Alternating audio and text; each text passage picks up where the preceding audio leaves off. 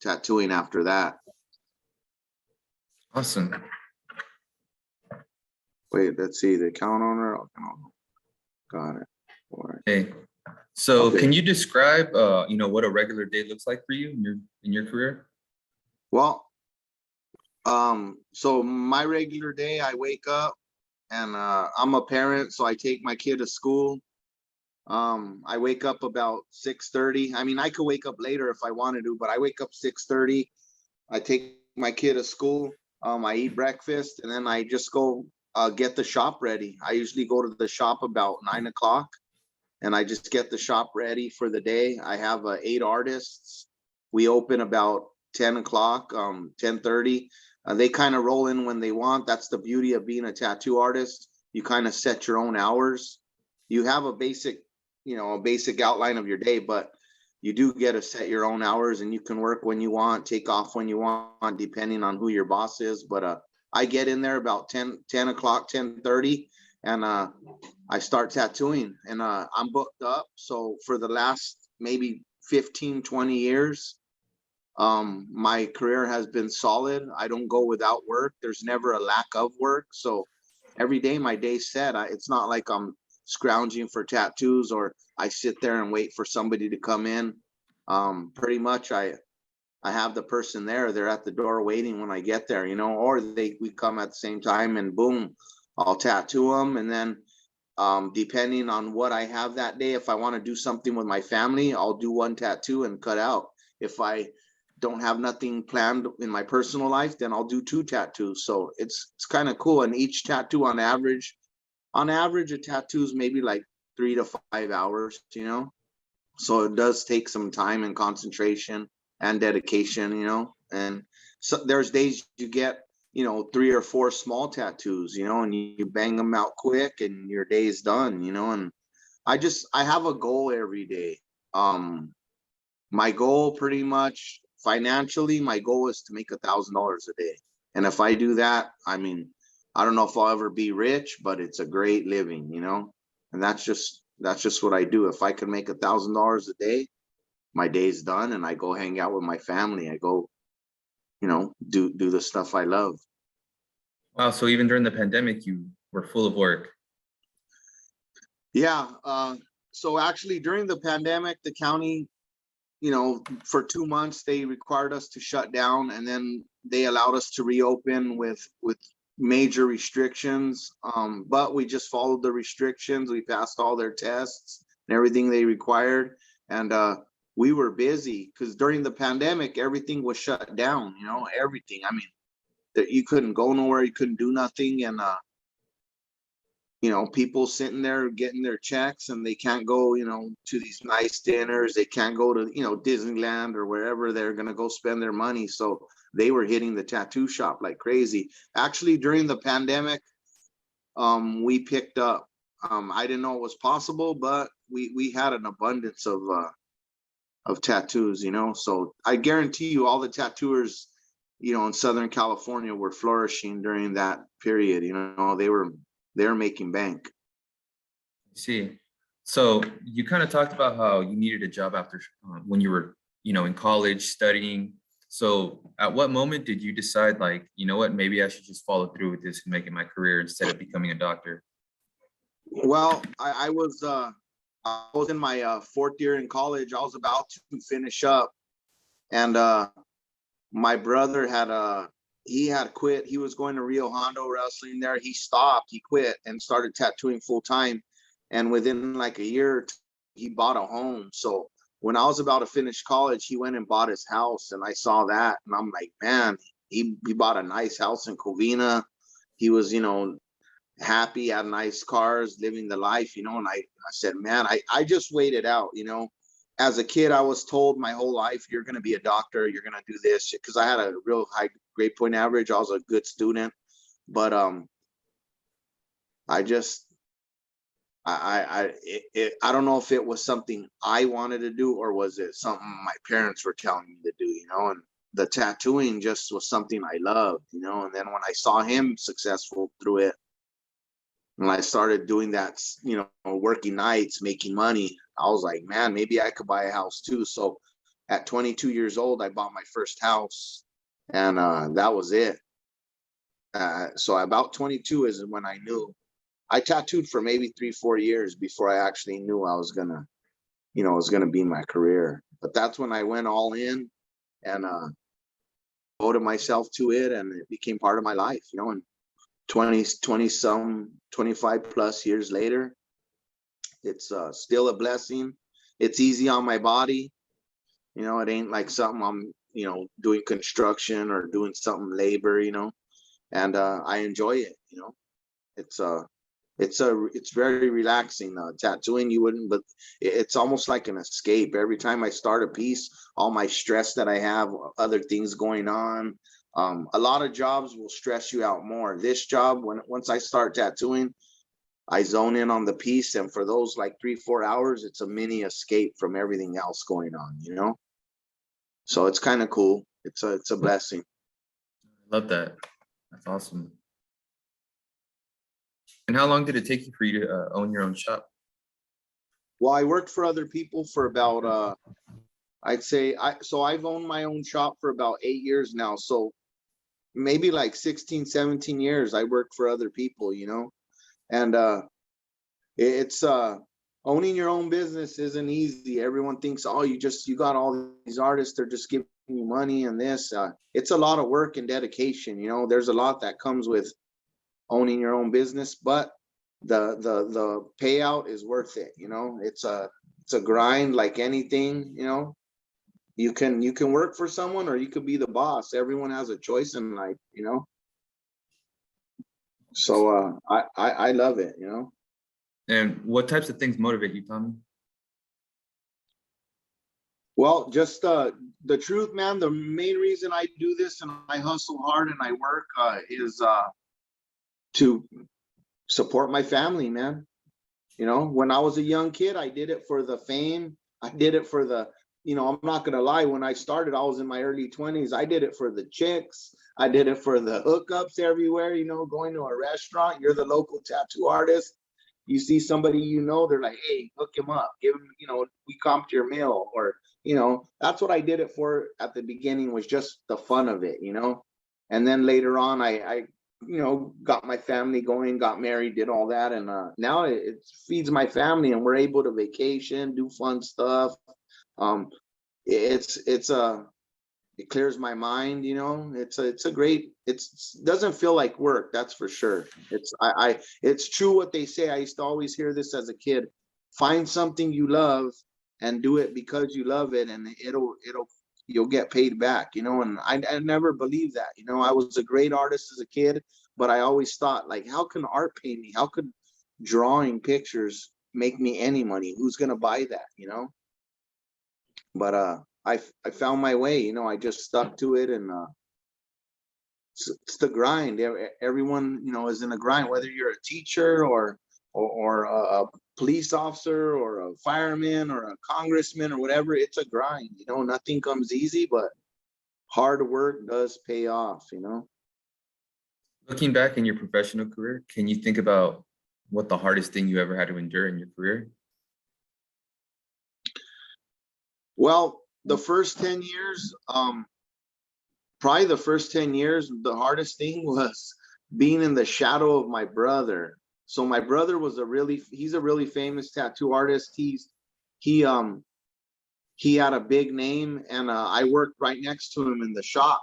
So every day I'd get people come in, and because my brother had the big name, and because he was known, they would just automatically go to him. So it was a grind at first. I wasn't just busy making a ton of money right away. It was a grind. I had to sit there. I had to do a lot of tattoos. I had to do some tattoos for cheap. I had to hook some people up, and sometimes I'd work more than I'd get paid back, just to get my work out there and have more people walking around with my art. So the beginning years were a struggle. And also another struggle was not getting caught up in the fast life of it. Tattooing it's the industry has changed a lot, but when you're young and you're making money and prospering, sometimes a lot of youngsters won't make the right decisions. Um, I had to really buckle down and make the right financial decisions with my money, and have self-control, so that it paid off. Now it pays off. Now I own a couple properties. Um, I have some friends that were in the same position as me at the same age, and we're now in our 40s, and they have nothing to show for it, because they bought the flashy cars, they wasted the money, they drank it, and it just they just made bad choices. Making good choices is important. Getting a kind of like a mentor is important. In the tattoo industry, it, for someone that's looking to get involved, it's important to find like a mentor. I think that's the biggest thing. Find a mentor, find a tattoo artist you're a fan of, check him out, see what kind of person he is, and if he has this stuff in control, you know try to follow that outline, of what he did. What did you do? How did you do it? I got a handful of tattooers that kind of like followed my the path Or the I blueprint? made, kind of the blueprint. Exactly, the blueprint that I created for my life. I have a list of tattooers that I kind of handed down the blueprint, and now they're all successful. They're all great artists. They work at great shops, or either have their own shops. They're all homeowners. They all own their own crib, and they're all young. So it's like, you find a good mentor, and you apply what they did to your life, and it could help. So that's a big thing. It's hard to do, though, in the tattoo industry, to find someone that'll take you in. Okay. So what would you recommend to some of our students that are interested in getting into tattooing? Where do you need where's square one? Square one is start taking art classes, or go home and start drawing. Pick up the best thing is, with tattooing, there's no erasing. That's the thing. People don't realize you can't just start tattooing on someone and then erase if you make a mistake. So when you get a pencil and you start drawing or writing or anything, how many people dust an eraser in one sitting? I mean, if I personally try to draw with a pencil, I have a bad habit of flipping it over, erasing, then draw again, erase, erase, erase. So with tattooing, you can't do that. So to train yourself to not erase, you draw with ballpoint pen. And if you make a mistake, you correct it by drawing into that mistake, and letting it just kind of flow. So that's one suggestion I take. I suggest, if you want to start tattooing, grab a ballpoint pen and put a drawing right there, and try to freehand draw it. Just look at it and start drawing. The first one might look terrible, but like anything, drawing can be learned. There are natural artists that just know how to draw, and they just pick it up and they go. And then there's other people that they need practice. My brother, he had no drawing skills. Now he's one of the best tattooers on this planet, and he can draw anything, but he had to work for it. Me, on the other hand, I was blessed with drawing, and so I took to it a little easier. But either way, we're at the same place. So everyone's going to have a different path how they get there, but the end result can all be the same if you work hard. There's nowadays, you got YouTube. When I started, there was no internet, there was no Google, there was none of that. So everything we did, we had to hand draw all our stencils. People would come in, I want this. We'd have to sit there and draw it up on paper first, and then make our pattern and see if they liked it. And if they liked it, we would go with it. Nowadays, you can pop in on Google and print out anything. You want a bird, go on Google. There's 1,000 birds you could pick. You want anything, flowers. You want flowers. There's now already prepared drawings for flowers. So it's a lot easier to tattoo now than when I started. The best suggestion, number one, the best way to do it is go to a tattoo shop, and either, if you're underage, obviously you're not going to get tatted, but offer your services. Hey, I want to just watch and hang out. I'm interested. Can I sweep up? Can I get you guys this? Or can I go run food for you guys? Or build a rapport with a shop near you, you know, go to a shop near you and see their work. If you like it, start hanging out. That's the best way. Um, you know, you hang out with 5 tattooers, you're gonna become number 6. You know, if you hang out with 5 knuckleheads, you're gonna become number 6. So you hang out with tattooers all day, you're probably gonna become one, you know. So that's my first suggestion. Go to an artist, find an artist you like, and start hanging out and just being around it. And if they like you, they're probably going to tell you, hey, you want a tattoo? Boom, let me teach you, you know, and you might get an apprenticeship. If you get an apprenticeship, you're in gold. That's the best way. The second way would be to start getting tattooed and watch what they're doing, and then go home. And you can, there's several avenues to practice at home now. There's this stuff called fake skin. There, you could practice on honeydew melons. You can practice on your friends. I mean, I know it's crazy, but that's what a lot of people do. And with YouTube nowadays, it's sad to say, I wouldn't suggest this, but I know some artists that are amazing, and they're top-notch, top-level artists, and they learn from YouTube because no one in their city would take them in, and they got shined on by every artist they try to approach. And so they just went home and they watched YouTube and they ordered a kit. Nowadays, tattoo companies usually sell to anybody. Back in the day, you had to be an artist, and you had to have like a reference from somebody saying that you're an artist in order to buy equipment. Nowadays, it's so popular and so widespread that a lot of companies will sell to anybody, which is good and bad, but that opens it up to artists now. Now you got art students, you got all these kids that really never that well. So what? Let me go back real quick. Back in the day, tattooing was either thugs, like maybe military, or like bikers, you know, and that was the industry. It was a rough industry. Nowadays, it's not like that no more. It's a safe industry. The standards are super safe.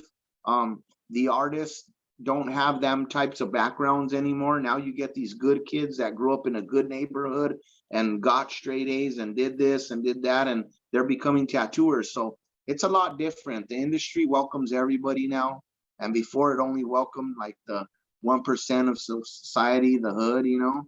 It's a lot different. So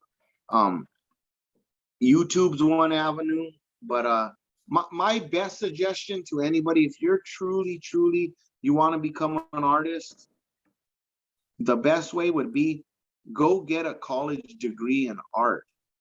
Like, I guarantee you go to a shop, start hanging out, maybe get tattooed, stay in school for sure, because the more art knowledge you have, the more art skills you have, the easier it's going to be. I guarantee if you come out an art major out of college and you're tattooing, you're going to be a world-renowned artist, hands down, you know, because your work's going to show. And now with Instagram and Facebook and all these TikTok and all these platforms, you got free websites. You know, before we had to pay for a domain and have someone build your website and do all that in order to get your work all over the world. Now with Instagram, it's insane. You know, you can really become an overnight sensation. You know, you do some great tattoos, post them up, they get sent to the right people see them, and next thing you know, you got people hitting you up left and right. So it's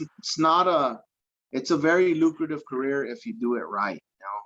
But I suggest you get involved with either a shop around your, where you live, maybe, or maybe start getting tattooed by your favorite tattoo artist, or just go ask questions, go hang out and let them know you're interested, and art school and art knowledge is definitely a plus.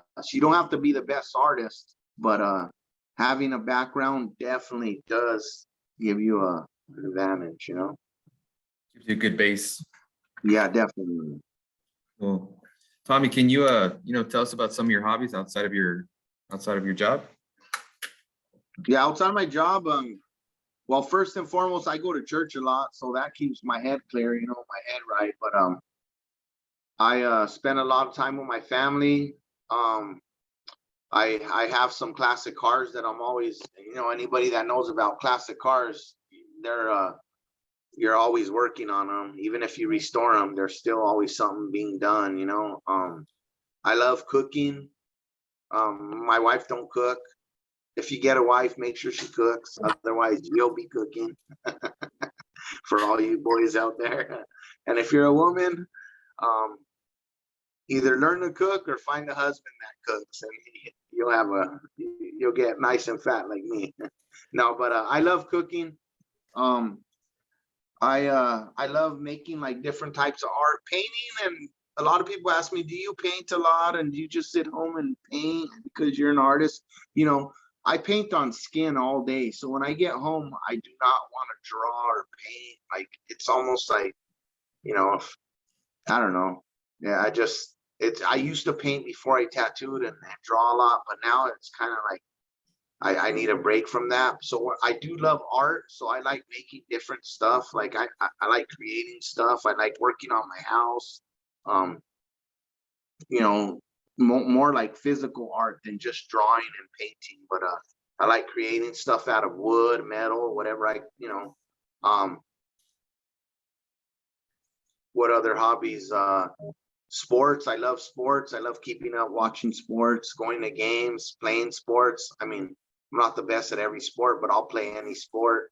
Um, I love watching wrestling. Your brother's a amazing coach at the high school, and I love watching his wrestlers, all that. So I don't know. I have a various hobbies. I love traveling. That's one thing with tattooing. I'm so blessed because I do make really I do well financially, and I'm able to make my own schedule. I'm able to leave when I want, come back when I want, as long as I keep a balance. But I do vacation a lot. I love traveling, seeing new places. Um, I got an RV recently, and it's like a house on wheels. So I love going. During the pandemic, it was great because I was able to just jump in and go eat any restaurant I wanted because we would just park in the parking lot, get takeout, and it was like eating it at home. So I don't know. I do live a very free and good life because of tattooing. Yeah, that's amazing.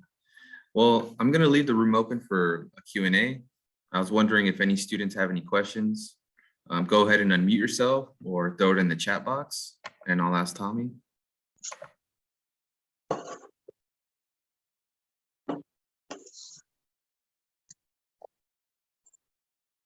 One other thing, real quick, that not every artist gets this, but because of tattooing, I was blessed with the whole TV thing. I was able to do like 5 or 6 TV shows and experience that whole life of it was more reality, so it wasn't too much acting, but that blessed me and took me all over the world. And so now anywhere I go in the world, people know who I am, and I'm busy. So that blessing right there, I could go anywhere on this planet, and if I wanted to get up and move and just live there in that city, I would be busy because of what I've accomplished. So it was pretty cool. Going to East Coast, going to Europe, Brazil, all over. Yeah, there's definitely a community everywhere you go. Yep. Let's see. Anybody have any questions? Go ahead. Yeah, I have a question. Do you see yourself tattooing like in 5 or 10 years? Oh, that's a great question. You know what? Everyone asks me that. When do you retire? I felt like I retired the day I started tattooing because it doesn't feel like a job. And the thing is, I was saying it's easy on my body. Beside my eyesight, which now I wear some reader glasses for like within 12 inches of my sight, it gets a little blurry, but I can do without them. But I'm gonna tattoo until I can't no more. I mean, I have friends. I have one friend that's 75 years old and he still tattoos, and he's a major name in the industry. So people go to him just to collect the novelty tattoo from him, you know, and so he still makes a ton of money. I honestly want a tattoo till I can't no more. As far as work every day and work hard, I can honestly say I'm not retired, but I feel like I'm slowing down a bit where I'm working less and enjoying my time and my money more. Before I was just work, work, work, save money. And I had to think like, what am I going to do? Just work my whole life like crazy and die, and everyone else uses your money. So lately I've been working a little less and playing a little more.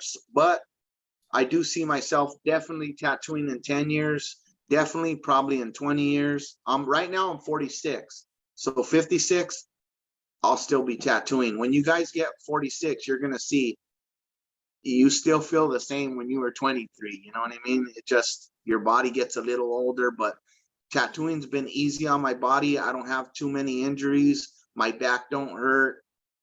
My neck never hurts. You know, as long as you stay healthy, you can tattoo till you're pushing up daisies, you know, till the grave.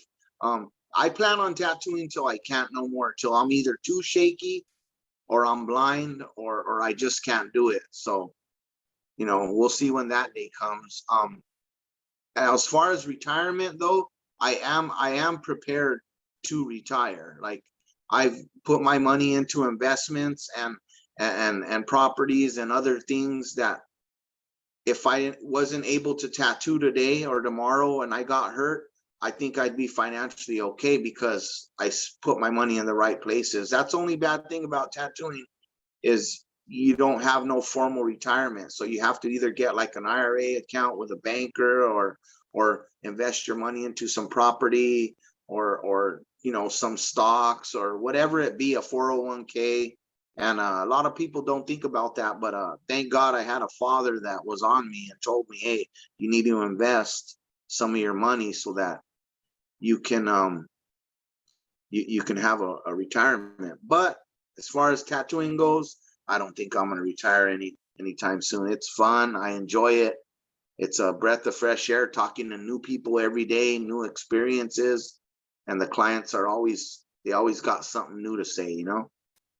It's fun. Is there another question?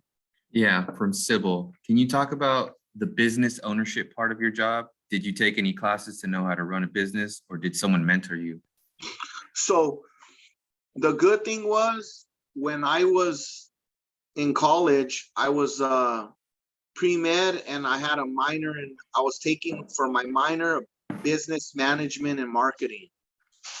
So that actually the business and managing marketing, the business management and marketing side of it kind of gave me some knowledge of owning a business. But it's like, you know, school is very important, but when you get in the real world, it throws you curveballs. So I had to kind of learn the business, and by working for other people, I would watch what they did and watch what type of stuff they were doing, and I kind of like stored it away. You know, I my first boss, I liked some of the things he did, and then I didn't like some things the way he was. And then my brother managed a shop I worked at, and I took some of his stuff he did, and then some of it I didn't like. But over the years of working for people, I kind of said, well, I like the way he does this. I like the way he treats his employees. I like the way he set his shop up. You know, I like the hours he did, you know, and a lot of shops were open late at night. My shop closes by 8 p.m. and they're allowed to go home by like 6 to 8 p.m. so they can have time with their families and have a normal life. A lot of shops are open till 2 in the morning.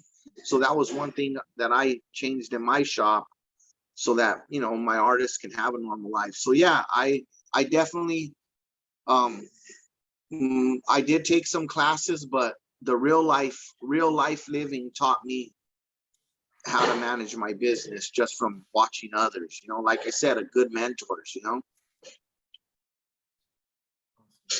Did that answer it a little bit? Yeah, definitely. Anybody else have any questions they'd like to ask while we have them in the flesh? Ask me anything, guys. I don't care. I have a question. Yeah. I was just wondering, in all your years of working with clients and things, I'm sure there's a lot of challenges of all kinds of people coming into the shop. Have you ever had to deal with clients that you maybe didn't get weren't easy to deal with, or didn't want to give them the tattoo they wanted? And how do you handle that? You're not just the artist, you're like the business owner too. So how does that kind of factor into all of it? Oh, I get that all the time. Probably like more than not. So there's always, you get psycho customers like the cable guy. You'll get people that you tattoo one time and then because in this business you want to be friendly and you want people to, you want to create a friendship with these people so they keep coming back and make sure a client's not in the shop.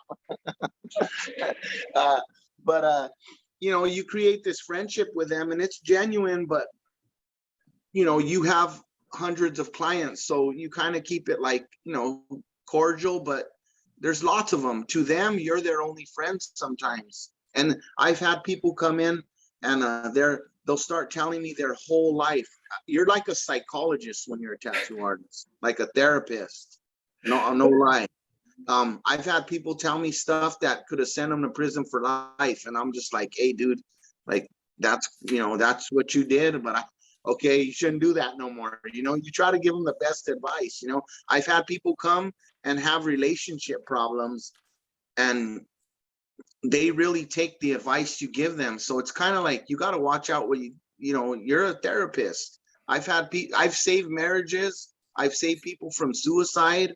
I had a guy, this is a crazy story. This isn't a lie, but I had a guy come in. He was getting a tattoo of his father and his mother, mom and dad, and then this other little like thing for his kids. And I guess he was going to go and he was going to off himself after.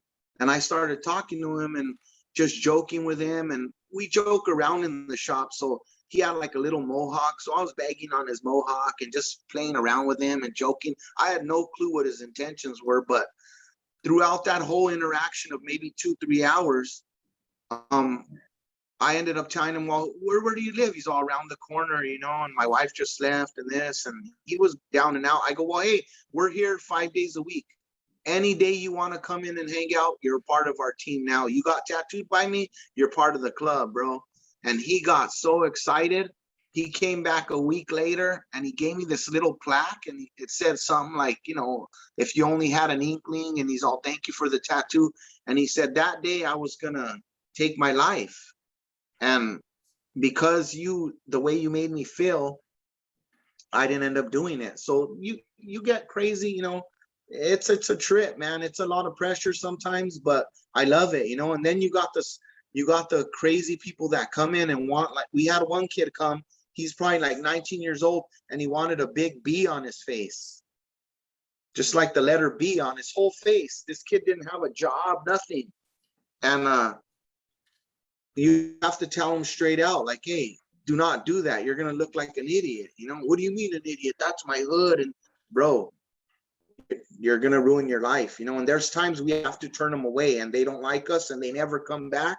But sometimes I don't want to be part of that. I don't want to be part of the ruining their life. If they want to do it out of my shop, and then there's other guys that come in and they're like loudmouth knuckleheads and they want, oh, I want my kid's portrait on my face and this, and you're just like, dude, that's not a good idea. Your kid's only going to look like that for like a year and then it's going to change and you can't talk them out of it. So they leave with the portrait of their kid on their whole face, and hey, they're paying for it, and you got to make that decision, of when to do it and when not to do it. And some people get upset if you tell them it's a bad design, but you tell them, hey, look, right now you're into this because you're young, but in 10 years you're going to have the letter, they'll want a cuss word on their chest or something. And you're like, dude, one day you're going to have kids and be at a parent teacher conference and you're going to have F the world on your chin. Don't do it, and then they kind of like, well, I guess you're right. I never looked at it that way. So it's every day something new. You get people that come in and want you to pour ashes in the ink because their parents died, and I don't know how sanitary that is, but I looked it up and there's nothing bad in doing it. So I'll do that for people. I'll pour a little ash in there and, even say a prayer with them. And they love you forever. And now some of those people, I'm tattooing their kids and their grandkids, 20 years later. I'm tattooing 18, 19, 20-year-olds that their parents were in there when they were in the baby cradle, like, oh, here's my son, he was just born, and now I'm tattooing their kids. So it's crazy when you treat someone right and give them good advice and make it a cool experience, they come back. Oh, I like that. If you take care of your clients will take care of you. Yeah, exactly. That's what made me. I didn't make myself. Anyone who says they're self-made, that's a sad thing, because no one's really self-made. There's always somebody there that helps you, or you look up to, or pushes you. I mean, if you have a mom and dad, if you're a human, you're not self-made. Your mom and dad made you, whether they were there for you or not, they still made you. So no one's self-made. When I see that, I kind of like, I don't believe it. And someone's asking, Tommy, the name of your shop? I think The it's name Clockwork. of my shop is Clockwork Tattoo Club. Clockwork with a K.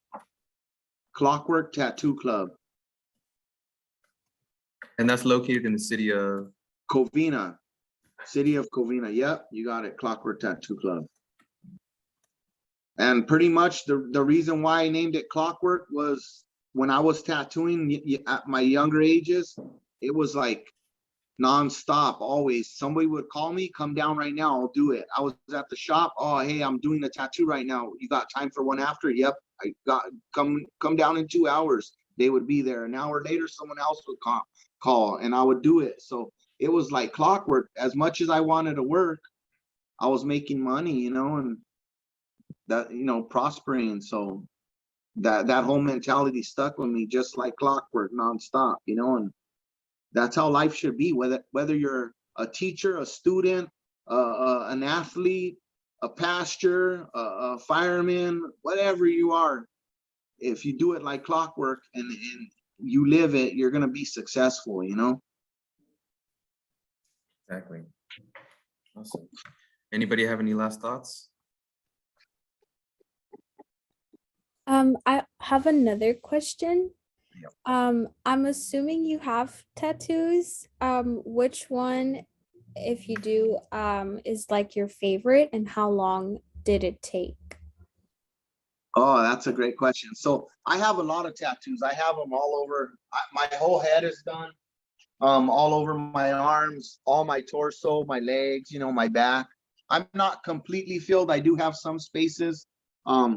But yeah, I have a lot of tattoos. My favorite is I have 3 children, and 2 of my kids did tattoos on me when they were 6 years old and 8 years old.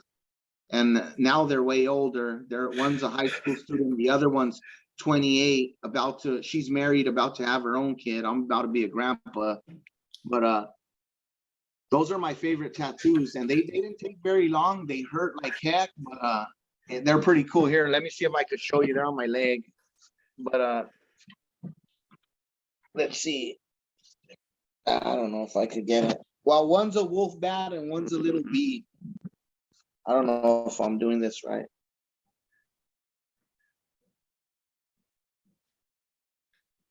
Yeah, there's a little butterfly that my daughter did, a little bumblebee. I don't know if I'm. Wow, 6 years old, huh? Yeah, a little bumblebee, and then my son up here, he did like this little like wolf bat, and they're not good. You know what I mean? They're not like the lines ain't good, and they're not like, they don't. So when I used to go out and I would show people, oh, look, my kid did that. That's horrible. I'm like, dude, my kid did that. You need to watch what you say, But no, they're my favorites just because they have so much feeling behind it. And now to this day, I still get tattooed. But I get tattooed by my friends, and not all of them are good. Some of them don't even tattoo. And I'll tell them, hey, do a tattoo on me. They're like, I don't know how to tattoo. It's all right. I just, it's cool having someone, put their mark on you. It's special, Yeah. Oh, great question, Ellie. Great question. Any last thoughts you'd like to give, any last advice you'd like to give to our students before we end this meeting? Well, whatever you want to do, set your sight on it, set your heart on it, set your mind on it, and go for it. Do something you love. I probably could have been a doctor. I wanted to be a neurosurgeon. That was in my head. But some of you might want to do that, then do it. But whatever you want to do, set your mind on it and really go for it, and you'll be successful. Don't quit. There's going to be adversity. There's going to be obstacles thrown at you in life, left and right, and you just got to dodge them and keep going. And one thing is, be smart who you surround yourself with. That's the most important thing. We all want to say we're the leader, but if you're a strong leader, be a leader. But if not, then surround yourself with good people, with good people that have, that are like-minded, that are striving for success, and you'll become that. If you, like I said, if you hang around 4 bad guys all day, you're going to be number 5. You hang around 4 good guys all day, or girls, you're going to be number 6, or wait, I don't even know how to add. If you hang around 4 good people all day, you will be number 5 for sure. The apple don't fall far from the tree. You hang around good people, you will be a good person. That's usually the norm. I hung around a lot of tattooers in my early stages of my career, and I learned a lot. So just whatever you're gonna do, find something you love and stick to it. Don't let no one throw you off or tell you can't do it, because I'm no different than any of you guys. I had adversity. I had alcohol and drugs thrown in my face. I had, chances to come up easy, and, bad things, this is an easy come up. Nothing good in life comes easy. Everything requires hard work. So, you see those millionaires out there, those successful doctors, those teachers, any, people that, wow, how they do it. You are no different than them, and you have all the potential to do as much as any one of us teachers or any one of us artists or whatever career we have. You have the same capabilities to accomplish those goals. So don't let no one tell you different. It don't matter what your background is or whatever, you can overcome it. Don't you choose what defines you. Don't let other people choose. Love that. Do what you love what you do. Yeah. Well, I just want to thank you, Tommy. We all appreciate you, joining us for this career chat. It was a pleasure, and I hope you have a great rest of your day and a great rest of your week. Thank you so much. Thanks, Tommy.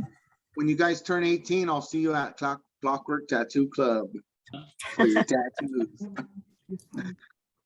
Most definitely. Thank you, Tommy. Have a great Thank day. you. Later, Claudio. Thanks, brother, for the hookup. Students, make sure to sign in if you haven't already. Make sure to complete the activity. 5 career chats will equal 1 elective credit. We have another career chat going on in about 10 more minutes.